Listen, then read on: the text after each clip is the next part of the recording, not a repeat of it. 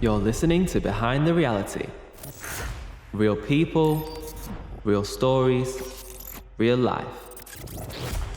Hi, I'm Brooke Odunbaku from Series 2 of The Circle.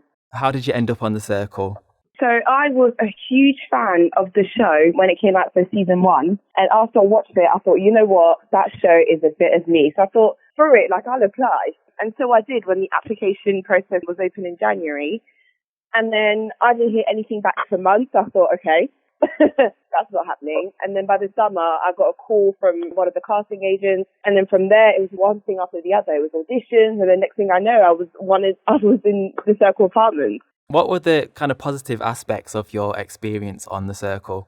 God, I don't even know where to begin. There were so many. One, it was a lifetime experience, and it was a fun experience. I mean, it did have its moments where it got a bit frustrating, and obviously getting blocked isn't the nicest bit.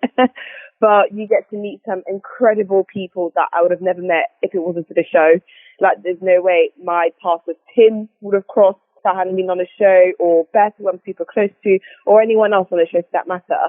And also getting such a great response from the public when I came out. You know, they were so supportive and so lovely. It was just more than I ever hoped for. Did the catfishing aspect of the show make you have any doubts, or did that encourage you more? The catfishing concept of the show was what intrigued me about it, because it was you never know who you're talking to. But when you are in the circle, you suspect everyone. The circle becomes catfish hunter, and you just suspect everyone of being a catfish. It's funny because everyone who I thought was a catfish was real, and everyone who I thought was real was a catfish. The whole experience was just crazy. So obviously reality TV is all about making real connections, but in this show, you didn't know who was real and who was fake. So how difficult was it to make real connections with people that you knew could be lying to you?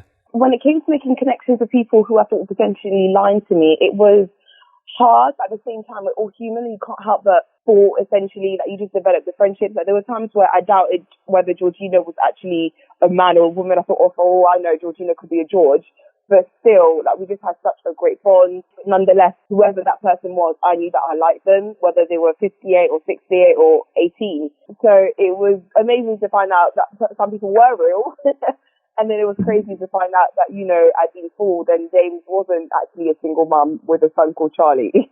I was listening to your podcast with Jessica. Oh, amazing. Yeah, I was listening to it. I listened to the one with Bailey as well. And yes. I was listening to you talk about race and perceptions of that. As a black woman, did you feel like that was something that crossed your mind in terms of portrayal and representation? Were you worried about that going into the show? I won't lie, I think black women in particular can be negatively stereotyped as, the angry black woman.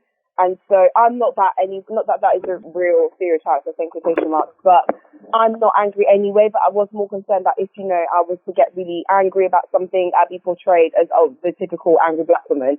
But that was the case anyway. So, but you are on edge slightly. You do think, oh God, how am I going to be perceived by the public? And obviously in The Circle, you show profiles. And obviously as a black woman, your picture is you as a black woman.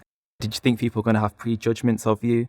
I did think some people might have prejudgmental views about who I am based on my profile picture as well as my bio. So obviously, I am a black woman, and in my bio, I try to be playful, whatever. So something about, I may look bougie, but I'm far from it. But, some people may have taken that the wrong way, especially they didn't know what bougie meant. I was the only black girl in there, apart from the side of the catfish. It was definitely interesting that it didn't go unnoticed, but I don't think anyone was racist to me. I know that there were a lot of people that came for Ella, assuming that she was racist just because we didn't get along, which is, absolute rubbish. But that part also does cross people's minds just because of, it's an obvious thing that I am black. What was the public reaction towards you like after you left the show? I had such great public reactions after I left the show. I've had countless DMs, people being so sweet, so supportive. I really thought going on reality TV, you do get the trolls and the haters and, the awful messages. That was not the case. I really prepared myself for the worst, and it did not happen whatsoever. You just talked about trolls and stuff there. So did you actually get any trolls, or you didn't get any at all? And how did you handle them? I think the only ones I got were people saying, oh, don't be mean to Tim. And I was like, oh, relax. Tim's my buddy. Or I had people saying, oh my God, please forgive Tim, please forgive. I had people begging me to forgive Tim. And I'd already forgiven him, so it wasn't even a thing. So I think that was the only, not negative comments, but not exactly supportive, if you know what I mean. I did prepare for the worst because I do YouTube as well. I'm a travel vlogger. And on YouTube, you get the worst of the worst comments. You get the racism, you get the sexism, you get it all. So coming from YouTube, I really expected the worst, and like I said, that wasn't the case.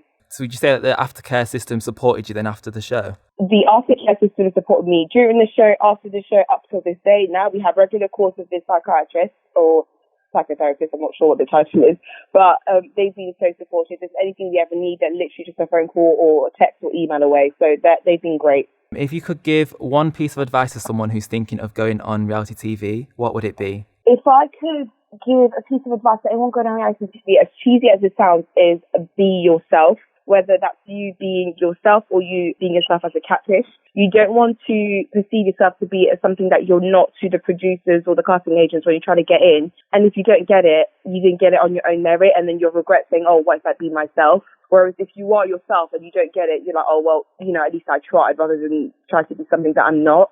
Being myself, I'm Marmite. Some people love me, some people hate me, but being myself is what got me on the show, and I'm very thankful for that opportunity. You lived in isolation, really, for the whole series. What was it like adjusting back to the real world afterwards? It was very strange getting back to the real world after living in isolation for so long, after not having social media. To come back and see memes and gifs of myself was very odd. To just be talking to people. Like, I remember going on the live show and seeing Sai and Amel and Kate talking and seeing their lips moving. I was like, oh my God. So it was really weird to be back in the real world. But then after that, I adjusted pretty quickly. But it was very intense for the first few weeks and months after the show. And would you say reality TV has changed your life positively or negatively? I would say reality TV has opened my eyes. It hasn't really been positive or negative. There was a lot that I didn't know that went on behind the scenes. You just enter this whole new world and you're thinking, oh wow, that's how this works. Every cloud has a silver lining. Obviously, there has been some negative things, such as I'd say coming out after the show, it was a bit intense, and I wasn't particularly used to that, being in such an intense environment. And I did say to several people, I understand why celebrities have mental breakdowns now, because it was one thing after the other after the show. 1 minute you're in Manchester, the next you're in London, the next you're in Essex, and then this appearance, responding to this email, you're just everywhere, and you're living out of a suitcase, and so you're not comfortable. And so that was intense. But nonetheless, I'm still so fortunate and blessed to have had the opportunity. Would you do reality TV again, and what would you do differently? I mean, hint, hint, I want to see you on The Challenge, but that's just me. You know what? If I had a penny every time someone told me they wanted to see me on The Challenge, oh my God, I wouldn't be the cash prize. I would absolutely do a reality TV show again. I wouldn't do anything seedy or anything like that because I should stop my character. But I would absolutely love to go on The Challenge. I'd never heard of it until people told me to go on it, and I watched it, and I am obsessed. I absolutely love The Challenge. So who knows? Watch this space. I'll be keeping an eye out. And then final question, what are you up to now, and how can people follow you? And then what's next for you? Gosh, since the circle, I've been a busy girl. I've had my own show now on TV Co from CBS, which has also been turned into a podcast. So you can listen to Brooke on the Go on Spotify and Apple Podcasts and all other major platforms. I've been still doing my travel vlogging. I've been juggling so much, but there are a lot of things happening in the pipeline. So watch this space. And you can find me and follow me on YouTube, Twitter and Instagram at Brooke on a Break. Behind the reality.